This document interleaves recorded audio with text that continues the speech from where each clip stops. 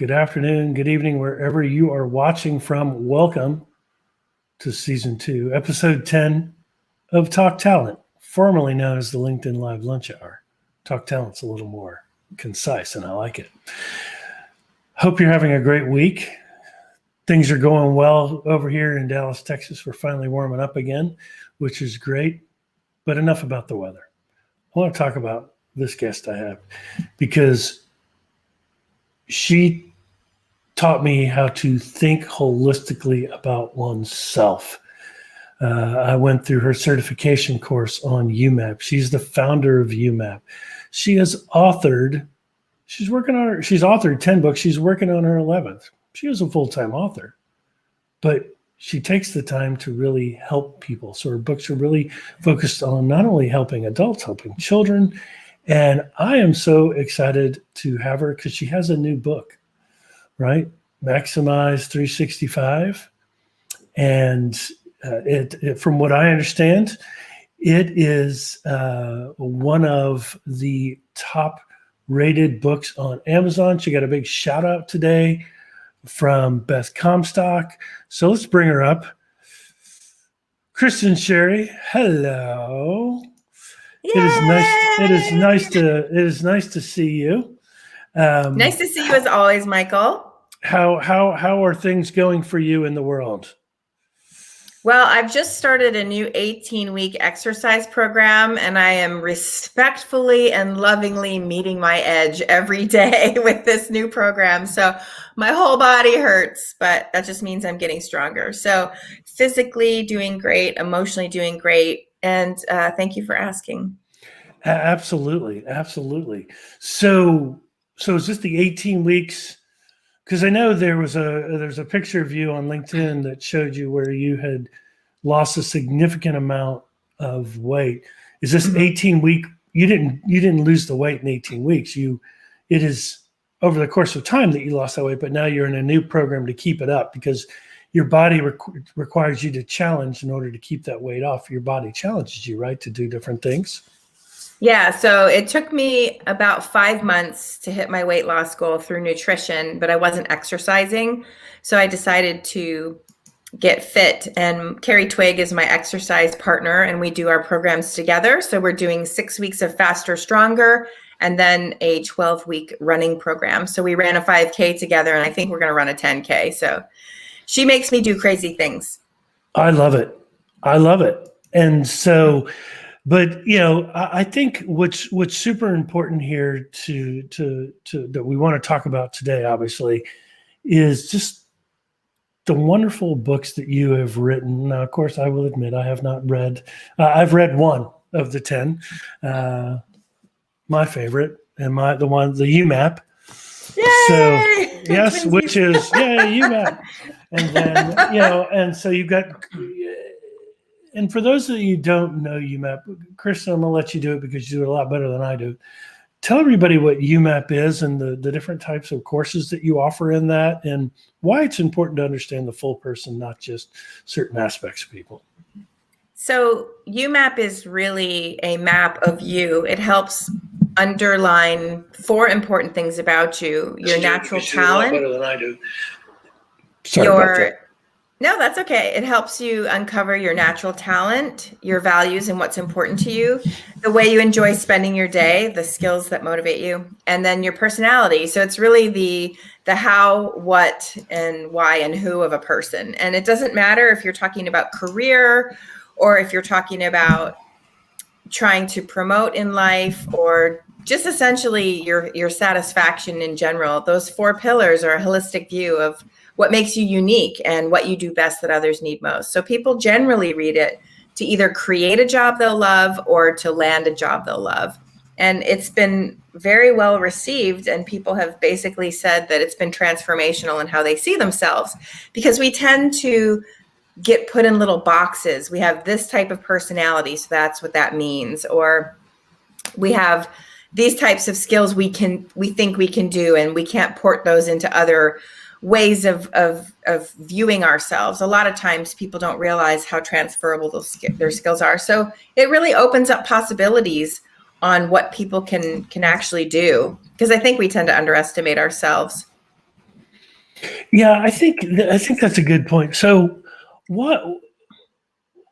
And it was interesting. I was talking with Batali Buford. I don't know if you know who she is. She was my guest last week, and we talked a little bit about underestimating, because she came out with a book called Addicted to Perfection, and I think the two of you should connect, by the way, because it's an interesting. Why do we underestimate ourselves? Why is that? Even though we have our top five strengths, right, which is a portion of UMAP, the Clifton strengths, through the Gallup polls. If you've taken them, tell us what your top five are in the comments. But why do we underestimate ourselves like that? And how do we get over that? So there's not a reason. It's a complex tapestry, if you will, of reasons. From a neuroscience point of view, we tend to spend a lot of our time in just this default network. Our brain just has repetitive thoughts, and the majority of those thoughts are negative, about 80%, up to 80% of our thoughts. And so it's really easy to say, I can't do that. Who am I to do this? I'll never amount to anything. My dad was right. My mom was right. I'm a screw up, or whatever messages. It takes energy and effort to be present in the area of your brain, that prefrontal cortex, where strategy, reason, logic, and creativity lives. So if we're just sort of going on autopilot every day, we're going to have those negative thoughts. So we automatically lower that bar for ourselves.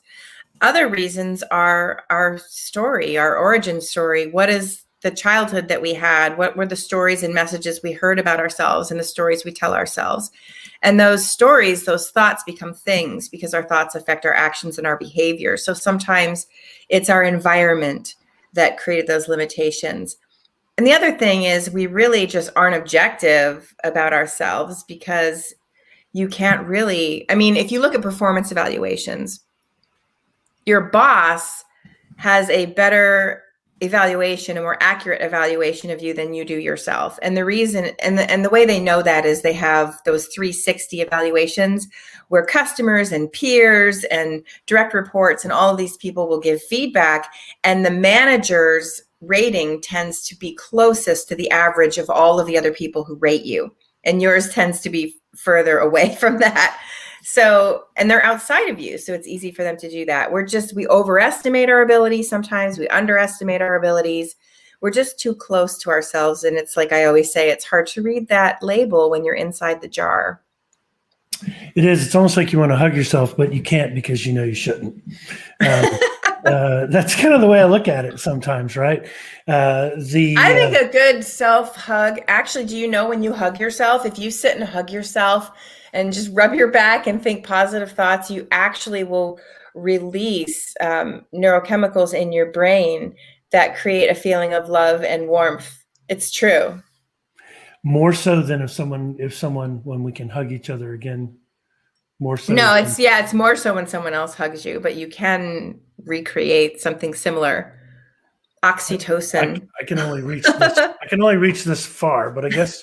Yeah, I can reach a little better now since I've lost weight. Right? Yeah, I got some work to do. But so, can you? And what I should have started with this question, but tell me how you got to this.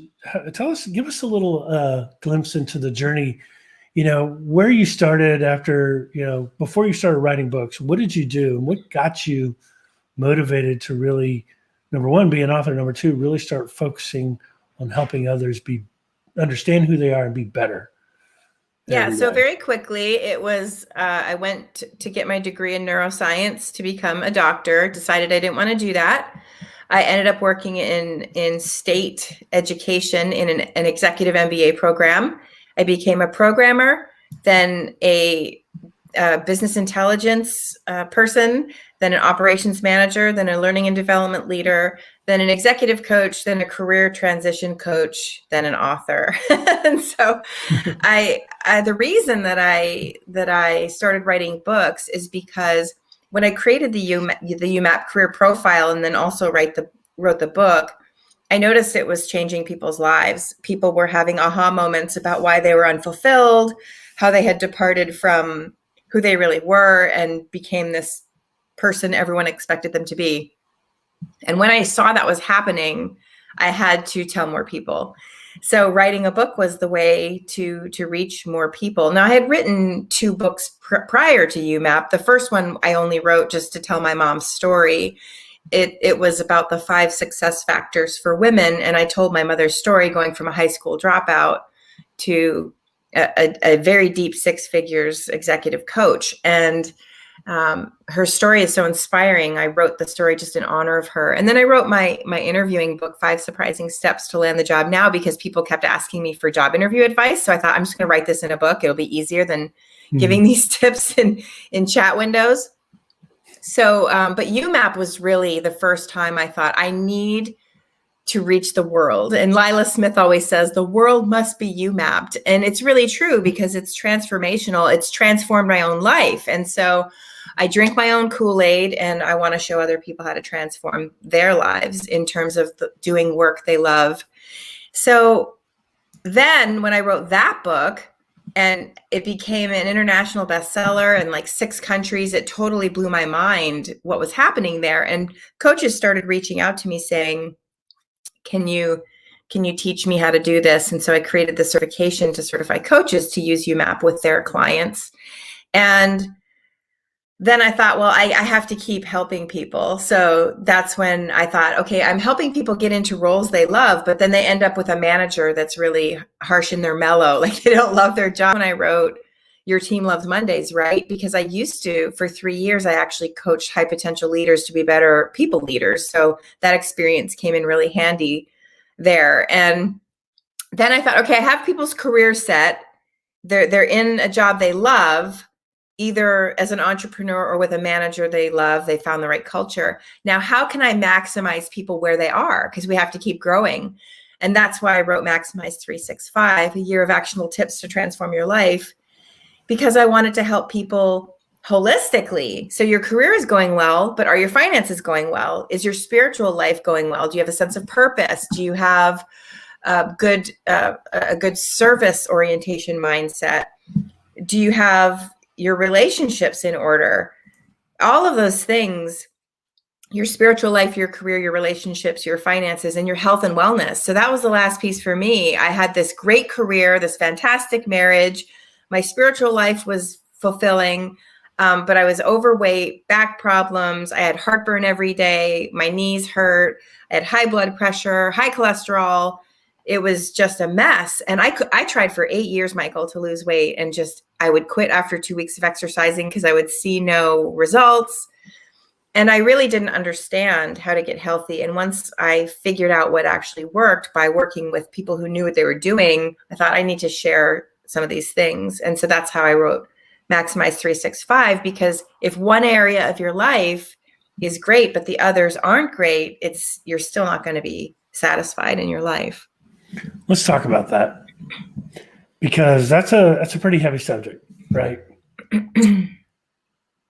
Very well, and you may know more people than I do, but the people that I know, there's always a void somewhere. Mm-hmm. Would you agree with that? Oh yeah. And so, I mean, and look, I have that as well, right? Things are great, and sometimes it flips, right? Things are great with the family, things are tough at work. Things are great with work, it's tough with the family. So the magical question that I have for you, besides buy the book, Maximize 365, is how do you find that right balance? Because and where do you start? Well, that's funny you would ask where you start, because in the front of the book, I actually have a very simple exercise where people go through and rate their satisfaction in their career, in the relationships in their life, with their finances, with their health, with their spiritual well-being. And when I say spiritual well-being, it's not about religion. It's about purpose and belief. And there is an element of faith and really just inspiration and things like that. And so I was unhappy in my career. That's where I started. And so when I fixed my career situation, it really increased my happiness quite a bit. But I was really unhealthy, so I couldn't enjoy. And I talk about this in the book. If you have all the money in the world, but you don't have anyone to share it with, your relationships, you're estranged from people, and things aren't going well in your relationships, you're fighting every day with your partner, that money isn't going to bring you happiness. I've known families worth $50 million that end up getting divorced, and their life is a train wreck. So, and if you have a great career that you love and you work all the time, but you don't have good health to enjoy those things, I mean, all of those things need to work together. So it's so important to me to help people, because I think a lot of times people think in time things will get better.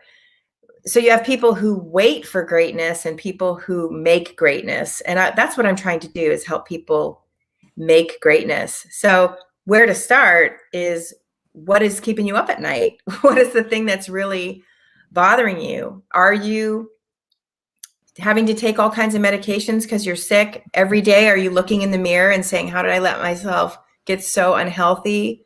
Or are you stressed the gills because you have kids who are about to go to college and you have no idea how you're going to financially help them? Or are you worrying about retirement or whatever? Where your worry is, where your focus is, that's probably where you should start. What's the thing that's keeping you up at night?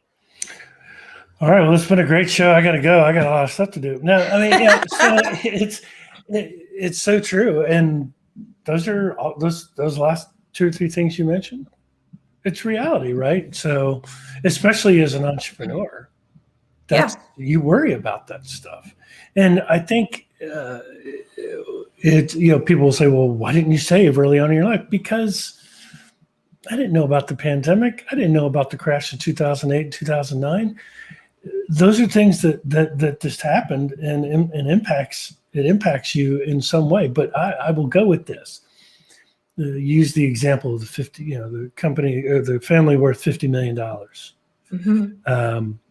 But the person making that money, they get divorced, because they're either spending too much time at work, or they're not spending enough time with their family because they're out philandering with somebody else, or who knows what.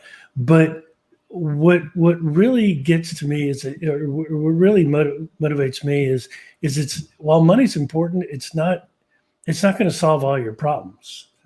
And I think a lot of us in today's world put a lot of pressure on ourselves to say, that it's that self-worth, that if you're not worth X by the time you hit this age, you're unsuccessful. And that's when you start to beat yourself up left and right. Do you agree with that or disagree? What's your thoughts on that? Yeah, there's research on this, and it shows that that your satisfaction, and I write about this in Maximize 365 in the finance section, your satisfaction will increase with finances if you are at the poverty line, for example, because you're stressed out. It's like Maslow's hierarchy of needs. You don't have your safety needs. You're at risk of losing your home or whatever. So, but once you hit about $75,000 a year and you're able to provide for your needs, when you start to make money beyond that, $150,000, $200,000, $300,000, it does not increase your happiness whatsoever. Money can fix some problems. It can fix some problems. It's true. But if your relationships aren't going well, if your health is just terrible because you're not taking care of yourself. I mean, Steve Jobs died of cancer. I mean, he had all the resources in the world, right? Yep. So it only increases your satisfaction to the point where you actually can meet your needs, not greeds. Absolutely. So, I ask here in the banner, what's the one thing you want to work on? Let us know in the comments below. So Maximize 365, it was the impetus of your life coming to a head to say, all right, I need to start fixing things and I need a plan, mm-hmm. right? So walk us through how you use this book, show everybody the book, because I don't have the book. Show everybody the book. I'll send you a copy if you want one. Well, sure. I'd love a copy. And you have my address because you sent me this one too. So Yeah. and the colors are kind of interestingly the same as we talked about. I know. My book designer did that on purpose. No, I know. Well, and it's smart. And I'll say, whether you're at that point where you need some help or you don't, I think you need to buy this book, because don't settle, right? You can be better. Nobody has arrived. I can say that I am healthy in all 5 areas, because I didn't write this book until I felt I was at a place where I could speak to those things personally. I had garbage finances after a divorce, and I took over my finances to fix them in 2009. And so been there, done that. It's not just about building wealth. It talks about savings. It talks about how do you save money when you're broke? How do you get school supplies for your kids? How can you get beauty supplies as a woman? How can you take your family on a vacation without a lot of money? So it's not just about wealth building, though it does cover wealth building. So all of the entries. So for example, this is one on what if you struggle with emotional insecurity.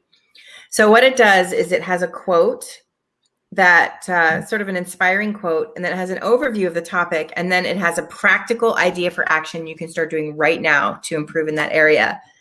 And the beta readers for the book wrote me and said, I feel my life getting better just reading the book. And they weren't even doing the ideas for action. They were just reading through the book. And after I wrote it, my best friend wrote me and she said, this is the best book you've ever written. And I was just like, whatever. But I'm getting so many messages of people saying how their life has improved. People have started eating healthier. People have started speaking up and saying no. I mean, you can't think of a topic that's not in this book, because it covers all areas of life. Everything from how do you deal with the boundaries of people like your family members who are just driving you crazy? How do you set boundaries? How do you, it's just endless. How do you get a promotion at work? It's just got everything in it that I can imagine, because it's 365 topics. And when I researched the book, I did research on what were the most important topics to people. And then I filled in around those. So I prioritized the things that people want to know and how to improve their life as a priority. But I got to about 100 topics and I was like, wow, I've really gotten myself into something here. 365 topics. And I had to do the research and curate the quotes and write the content. It was a bear to write this book, but I wrote it during the pandemic lockdown. And so I didn't realize we'd still be going through this when the book was finished. And I thought, oh my goodness, this is the perfect book to help people during a pandemic. But I figured it'd be done. It would be over by the time it released. But here we are. No. So in terms of the folks that are going to buy this book, and I might be one of, right. So I appreciate you offering to definitely send me the book, because, but I think the cautionary tale is right. You got to do the work. It's not like you can sit here and read the book and expect your life to change. Those actionable ideas are there for a reason. Right. And so what do you say to the people that, if they're going to buy the book just to read the book but not do the ideas, what would you say to those people? Well, I mean, I could read recipes all day long about healthy eating, and I'm eating a donut while I'm reading the healthy recipes book. So yeah, you have to do the work. But the thing is, I make it bite-sized and easy. So on my YouTube channel, if you just search Kristin Sherry and you go to my YouTube channel, I'm actually reading through the book on YouTube, and I release 3 videos a day. So if you need some accountability, read it with me on the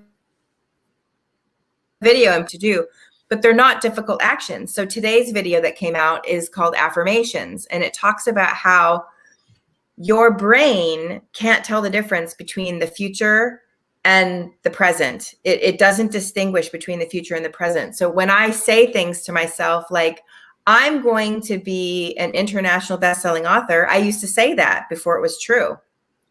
And your brain treats affirmations as true. So if you say, I can't believe what a terrible dad I am, or I'm never going to be financially successful, or I can't stand my body. How did I let myself gain so much weight? That's what I used to say to myself. When you say these things, your brain treats that as true. And your behaviors, they birth from those thoughts. Thoughts become things, 100%.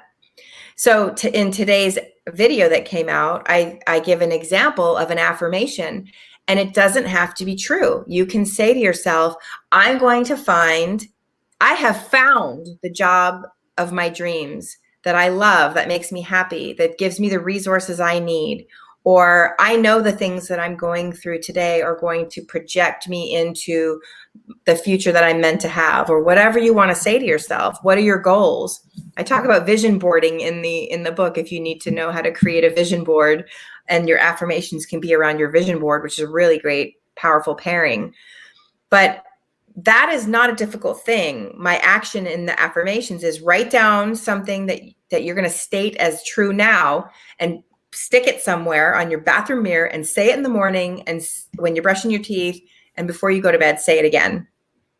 And then you keep saying that self, and replace those messages in your head with positive affirmations. It actually works, because I do that. I read my own book. This is the only book I've written that I actually read, although I read my kids' books to my kids at night. But I read this book, and I do the tips, because even though I've achieved wellness in all of these areas, it doesn't mean that I'm done, because I could backslide in any of those areas. So I have to continue to monitor my health and wellness, for example. So I do the affirmations, and I have gotten to the point where I actually do not say anything negative to myself anymore, which I didn't even know that was possible.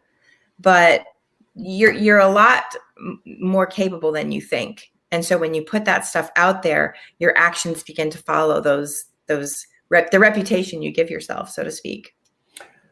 Yeah, I guess they call that the self-fulfilling prophecy. Yeah, exactly. Is what that is. And so, and my mindset, from last year to this year has changed a lot. And you're right. I think saying things to yourself, there's a difference between saying, all right, this year I'm going to, gain 10 new clients and be at a total revenue of $500,000 by December 31st. And you keep telling yourself that. But what happens when you have those days like, oh, shit, I'm not really hitting it. I'm not, we just, we're already 2 months into this year, hard to believe. But let's say that are you allowed to have a moment or a day where maybe that thought turns to negative, but then you turn it around to positive the next day? In other words, can you have a bad day? Well, we're human, right? Yeah, we're human, Michael. So we're going to have a bad day. But here's the thing. If you set the intention, I'm going to gain 10 new clients, then the way I recommend people work this book is turn to the entrepreneurship section. Under careers, there's an entrepreneurship section that talks about how do you turn prospects into paid clients? What are the mistakes you're making on your discovery calls? Like, it talks about how to grow your business in this book. So if you have an affirmation of get 10 paid clients, you also need to work on the entries that are going to help you take the actions to do that. So we don't end at the affirmation as a fantasy. We then do the actions in the book. So you can look through the index or through the table of contents and pick the entries that are going to support your affirmation of what you want. And then you work through those actions too. So you've got the mindset, but then you also have the behaviors that are going to lead you to your goal. Yeah, I mean, and what I like so far and what I'm hearing is that you've really broken down this book so that it really touches, anybody can do this, whether it's, you're just starting out in your career or even before you're going to college, going into the right mindset of, I've got an 18-year-old about to enter, his first year of freedom. And, he probably needs, he's, what I've seen him do is he's kind of stopped. He used to be in great shape, and then he kind of stopped exercising. He's like his dad, so he started eating junk and all that. but he realized he's going to college. And, and it's in what, 6 months, 7 months, 6 months, I guess. Mm-hmm. And he started eating right because he knew that when he got there, he wanted to be healthy and be, present himself as a new student who, showed that he really cared about himself and how he wanted to portray himself to others as he meets a whole new group of friends for life. Mm-hmm. Right. So, but I also see it. I like how it can touch the job seeker, the entrepreneur, personal, family. Yep. I mean, it's just genius how you've come up with all that. You're so talented, and I love that appreciate about that. you. No, it's so That's true. very kind. Oh, no, Well, it's my 50th birthday this year, and I wanted to like really have the best year of my life, and I'm in the best shape of my life. I have the best mental attitude. I'm in the best day of my marriage in my life, and I thought, I'm not going to just give myself a 50th birthday present this year. I'm going to give this 50th birthday present to my readers as well. So, to your point with your son, it's been amazing to see the number of people who have realized there's a market need. I always say that you don't determine your target audience for some of your things. Like you think, like a perfect example, Kleenex was invented for women to remove their makeup. But you know who started using Kleenex? Men who were tired of carrying their handkerchiefs. Their handkerchief, thank you, in their pockets. It's like, wow, I could blow my nose in that and throw it away and not carry, mucus around in my pocket. So they decided and then of course everyone uses it now, but I don't think it was polite for women to blow their nose before, like when those were invented. So, but didn't in the early 1900s before Kleenex was created, wasn't there a handkerchief for women as well? There had to have been. Right. I mean, because they carried the kerchief things that they would, that drop and the men would pick up. And so Pride and Prejudice lover here. Yes, there you go. That's my pop culture. But anyway, the interesting thing is I have a whole stack of books that I'm getting ready to donate to a domestic violence shelter. Who else other than men and women who've escaped an abusive relationship need to restore their finances, their career, their health and wellness, their relationships, everything, their spiritual well-being. And people, a friend of mine, honestly, her daughter made a mistake and she ended up getting sentenced to 3 years in prison. And I've already shipped a copy to her daughter. She's very young. She's in her early 20s. And so she's going to be able to read Maximize 365 to get her through prison. I have never in a million years imagined that, this is going to be the perfect book to help somebody emotionally be able to deal with being in prison. Yeah. That was not on my radar. And here it is. And so now I understand you're working on your 11th book, correct? Mm-hmm. Ready, set, coach. Ready, set, coach. And so give us a little snippet of who that's going to be for, kind of when's the next published date? So that comes out June of 2022. So it's a ways out, but that's for people, consultants, coaches. It's basically the end to end. All the things that coaches don't know going into their own business. How do I know what are the services I should provide? Am I a coach versus a consultant? How do I price things? How do I stop giving everything away for free? How do I balance generosity with making a profit? How do I know how to charge for things? How do I know how to deal with difficult clients? How do I attract clients? It's everything. How do I actually coach people? So I'm co-authoring it with my mother. She's been an executive coach for 30 years. Before it had the term executive coach. She taught me how to coach. So I had a bit of a leg up. She taught me I never went through that period. They say it takes 5 years to build a profitable. I was profitable on year 2 within year 2. And I was able to quit my job after 7 months of side hustle. But I had my mother be able to tell me, no, that's not how you should be pricing things. No, that's not, that's not how you should be doing things. Nope, you don't need to build a website yet. Here's what you need to do she would tell me, these are the 3 things you need to get started coaching.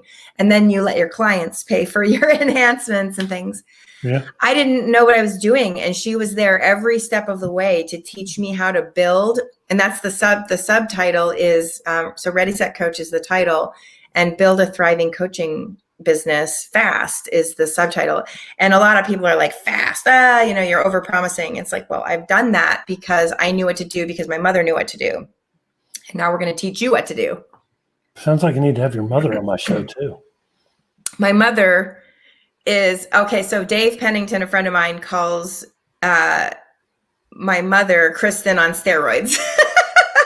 All right. My mother, it's like when people meet my mother, they just like hang on her every word. She'll just say something like this. She'll say, a coach has 2 jobs. You have 2 jobs to do as a coach. And everybody's like, what is it? And then she'll say, your job is to encourage people and move them to action. And then she'll expand and she'll say, because if someone's coming to you with a problem and they don't feel encouraged after talking to you, they're not going to be interested. And if you don't move them to action, they're not going to get the outcome they want.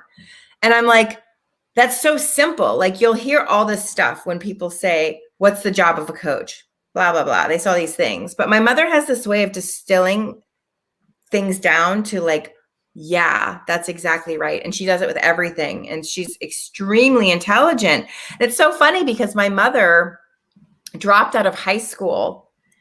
When my father left high school, he was a year ahead of her. She wasn't interested in being in there anymore. It wasn't fun anymore when my dad left and he joined the police force. So she dropped out of school. And my mother was a partier before she met my dad. And then she went and got her GED. And then she said, okay, she didn't even have a driver's license when her and my dad got married. She was content for him to drive her around, and she just took control of her life one step at a time. And she's this dynamo person. She's like Martha Stewart. She can cook and sew and bake and make clothes, and she can make patterns even and make her own clothes. She was a dressmaker when she stayed home with me. And then she's like this business extraordinaire. She's been such an incredible example for me that it's of what's possible. And that's why when people say, oh, I could never do that. I remember when I said I was going to write a book, I said, I'm going to write a book, do a TED Talk, and build an audience on LinkedIn in 3 years. And people were like, that's adorable. Because at that time, I was working at a company. I had 300 connections on LinkedIn when I said that. And I don't get deterred when people laugh at my goals. I have big, hairy, audacious goals because I've seen my mother do these huge things. If my mother she didn't even have her GED when her and my dad got married, no GED, no driver's license. She's a high school dropout. And she's going to say, I'm going to end up becoming a board certified master coach, was the highest level certification you can get. You have to have some ridiculous number of coaching hours and paid clients to get that certification. Mm-hmm. And I'm going to coach CEOs at, Roswell Park Cancer Institute and all of these reputable organizations at 75 years old. My mother's 75 and she is coaching CEOs and their teams. She would have laughed if anyone said that to that girl, Yeah. And so that's what we all do. We laugh at ourselves. Yeah. And I think the biggest, the biggest piece of advice I've ever gotten is don't let people tell you that you can't. Don't listen to people's advice because only I know what we're capable of doing, and we can't let up on that. Because if you have people, and I've had people, I'd say she was a pretty close friend, tell me that I was building my business incorrectly, and I've proven her wrong. And I've stopped listening to people's advice. Well, there is no right or wrong way of people will say, you have to be getting out there on video. You have to be on video. People will say that all the time. I'm actually a stronger writer So my writing, I've gotten by building a following on LinkedIn through words more than video. Now I have been moving to video more often because of the Maximize 365 series. But if you're a compelling storyteller and you're not a compelling public speaker, that's garbage advice. Yeah, right. There's too much garbage advice out there right now. And I don't know if you're on the app Clubhouse where, you have these, Grant Cardone and, all these, billionaires they're alleged billionaires that say, you can make $1 million in a year, stuff like that. I'm like, no, you can't. I mean, you can if you really put your mind to it, but you're not going to have a life. Is that the goal? Like, does the person even care about that? Right. Is that aligned to my values? That's the thing. Is advice comes from other people's values. Yeah. And exactly. That's exactly it. But, those kind of things, those kind of Clubhouse chats, they get 1,500 people in that room. So people are listening to them. Now, the question is, you can listen all day long, but you got to buy your book, Maximize 365, to get there. But you're going to sacrifice yourself, your family, your personal goals along the way if you're really trying to, unless you've come up with some magical, remember the Beanie Babies? Remember those things? Right? Yeah. I think my daughter literally, I'm embarrassed to say how many I bought her. Right. Because unless you have a transformational toy or idea that's going to help people year one, it's hard to make $1 million in a year without sacrificing something. The sacrificing something is key. And is that even important to you? But you can be very financially successful without grinding yourself to death. And that's what people are skeptical of. I really, Michael, don't work that much. Because I prioritize my exercise. I'm more productive since I started to get healthy. I didn't exercise before because I would get to work first thing in the morning. And I thought, I love this. Heidi Torres, what she said. My grandmother was the same. My grandmother didn't have an education, and she was the one who pushed all of us to be learners. Doesn't necessarily mean a formal education. So glad to connect with you, Selena. So I lost my train of thought because I love what Heidi said there. Sorry, I just saw these, so I got to show them to give them the props. So if I was listening, we were talking about sacrificing. Yeah. So what I teach people to do is diversification of your revenue. So one of the things I did was I decided to spend an entire year on building passive income strategies. And I have a passive income entry in the book where I share what I did. But I probably have what I would have made in the corporate world coming in passive revenue because I spent an entire year building passive income. I've focused on that. And the passive income enabled me to cut back on coaching so I could write more books, which is more passive income. Now, I don't write books as a revenue stream. I don't even really think of it as that. To me, it's my passion work. It's my legacy work. It's how I can reach more people and help more people. And my publisher wants me to make a lot of money on the books. They care about that. Right. But my point is, a lot of times people think I need to really grind at my job to make money. But that's really the greatest cap on your income. And we tend to focus on that for our income, but that's actually the greatest cap on your income. So you can generate multiple streams of revenue so that when a pandemic hits or a financial crisis hits, you have multiple streams of revenue. And so one stream might dry up, but then you have other streams to lean on. And that's what I've done is I've diversified my revenue streams so that I'm not reliant on any one of them. And I'm sure this is talked about in your book, right? It is.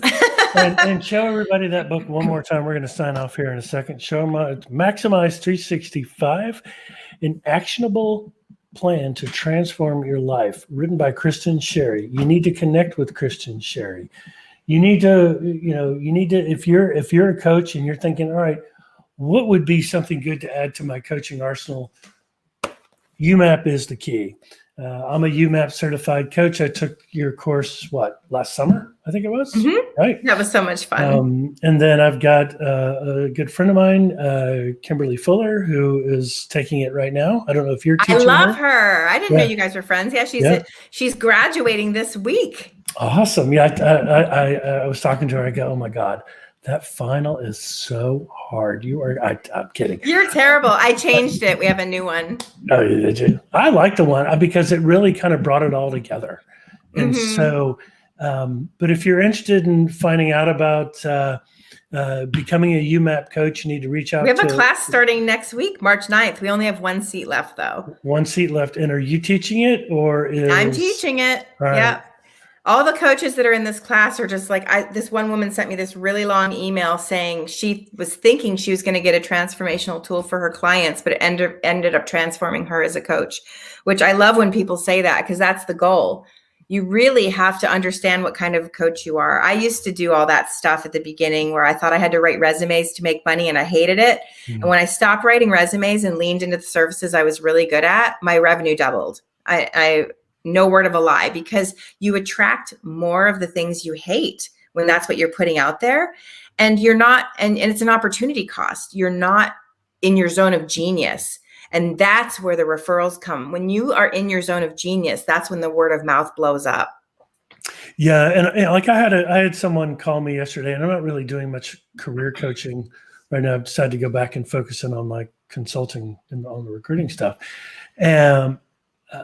But she was like, well, can you help me just with my resume? And I'm like, I really don't like writing resumes. I mean, I said that out loud. Good for you. Good for you. Right. I said, I'm happy to coach you on your career. We can certainly connect you with somebody. Happy to give you advice on how to structure your resume, but I'm not a resume writer. It's not what I do. But if you want coaching on, how to prepare, how to think through your, prepare your to get your accomplishments down, and how to prepare for interviews. That stuff I love. I still love to do.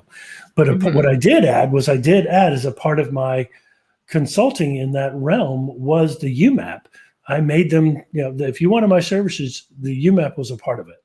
Yeah, because it's going to unlock, it's going to take the scales off your eyes, and you'll see yourself in a whole new way. I love to hear you say this, Michael. It makes me so happy, because everything is energy and vibrations. I'm not one of those woo-woo people, but this is science. Protons, electrons, neutrons, everything is energy. Even this desk is vibrating very, very slowly. That's why it's a firm surface. Right. But when you are doing things you hate, you procrastinate on them. And you bring a lower energy to it. And then after you're finished writing that resume or doing the proposal or your own administrative work or whatever you're doing that you hate, your energy levels go down and you go into that burnout zone, and it affects your productivity for the rest of your day. You cannot live in that place. That's not your zone of genius, and it's not where you're going to maximize your success. Okay, so we have here you go. What is the website link to check out your coaching? I don't coach personally, but if you go to myumap.com, you can learn all about UMAP there and how it can transform your own coaching practice or your career as an individual. I basically transformed my career by creating UMAP, following through with it, and that's how I've gotten to where I am. So, and if you're looking myumap.com. Yeah, and if you're looking for a coach, I can't see, for some reason, I can't see who's asking. There's a find a coach page on that website. If you go to myumap.com, all of the coaches are there. I thought you didn't want to do coaching. I thought you wanted to do recruiting. I'm happy to do coaching. Well, it depends on what this person wants the coaching for. Oh, true. Because you said you love coaching people for job prep and interview prep and all that. I do some executive coaching as well. Oh, that's great to know. Yeah. So, you can. Then they should go to Michael. Yes, they should go to Michael. Here's Selena giving you props there.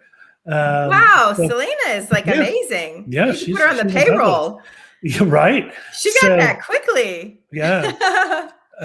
We have such a great group coming through the March program. Super excited for this group of people. Well, that's awesome. Well, Kristin, the time flies when you're having fun, and it is already 10 after 12, my time, 10 after 1 your time. So I appreciate you staying on a little bit longer to talk with us and to share your journey. And give people a book that's going to make a difference in their life. And let's give away a book. Let's give away a book. All right. And the first person who remembers how old I'm turning this year from this live. Put in the comments. Put in the comments. The first person. How old am I turning this year? No shame about it. You get yourself a copy of Maximize 365. I will ship it to you. That's right. Or I can send it to you digitally. I have some digital links. I have four digital links if people prefer to get it today. All right. She's giving away a book. How old is she turning? When's your birthday? October 2nd. October the 2nd. Ha. I think Heidi gets one just for being 21. Yeah. Sorry, that's not the answer. But ooh. She's very sweet. Ooh, you're close. She's close.